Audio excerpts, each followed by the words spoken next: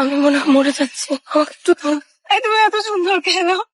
আমি কোনোদিন ভাবিনি তুমি এত সুন্দর হবা। এত সুন্দর হওয়ার কোনো অধিকার নেই তোমার। তুমি এত ফর্সা কেন? পড়ে গেলাম না একটা বিপদে। জয়ী, আমার সাথে এটা কি হলো? তুষার রাজ্যের রাজকন্যাকে ভালোবেসে ছিলাম। এটা কথা বলবো রাজকন্যা? আমার জীবনের থেকে একটু বেশি আর আমার স্বপ্নের থেকে একটু কম। এত সুন্দর, সেটা ইচ্ছা করো। তুমি আমার কাছ থেকে একটা জিনিস হাইড করছো, করার কারণে আজকে আমরা এখানে দাঁড়ানো।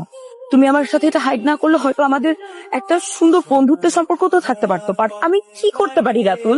তুমি কি আমার সাথে জোর করে থাকতেছো? তোমার কথা মনে হচ্ছে তুমি আমার সাথে থাকতেই চাও না, আমাকে ভালোবাসো না। তোমার তাই মনে হয়? রেগে যাচ্ছ কেন? রাগ করার মতো কথা বললে আমি কি বলবো তোমাকে?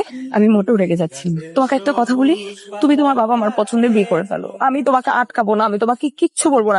আমি জাস্ট কোনোদিন বলবো না যে তুমি আমাকে রেখে আরেকজনকে বিয়ে করলা কেন। এত কঠিন ভাবে কেন কথা বলতেছো? তুমি জাস্ট আমাকে হাইড না করলেই পারতা, কিন্তু না, তুমি তো আমাকে ফাঁসাইছো। তুমি যখন আমাকে ফাঁসাইছো তখন তোমার মনে ছিল না তুমি স্বার্থপর মতো একটা ডিসিশন নিছো, এবং তোমার এই স্বার্থপর মতো ডিসিশনের কারণে আজকে আমি এখানে দাঁড়াই। তোমার সাথে একটু বাঁচতে চাই, ভালো থাকতে চাই। এই তুমিটা যদি চেঞ্জ হয়ে যাও আমার অনেক কষ্ট হবে, বুঝছো? নিতে পারবো না, প্লিজ চেঞ্জ হয়ে না প্লিজ। তোমাকে হলুদ পরির মতো লাগছে জুই, আমার কালো গায়ে হলুদ রং মানায়নি। কালো হলুদ মুড়ে যাতা অবস্থা। আমি হেসে ফেললাম। আমরা হাসতে হাসতেই বুঝলাম দুজনের ভেতরটা চেঁচিয়ে উঠে বলছে, দোহাই তোমার, অন্য কারো হয়ে যেও না, আমি তো মরে যাব।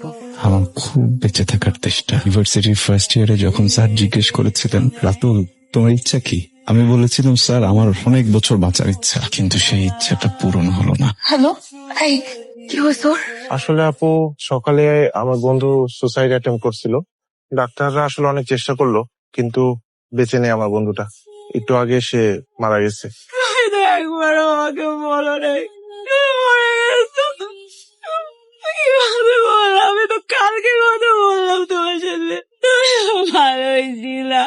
আমার ভুল হয়েছে রাজু, আমি এখন সারা জীবন এটা নিয়ে কেঁদে বাঁচবো।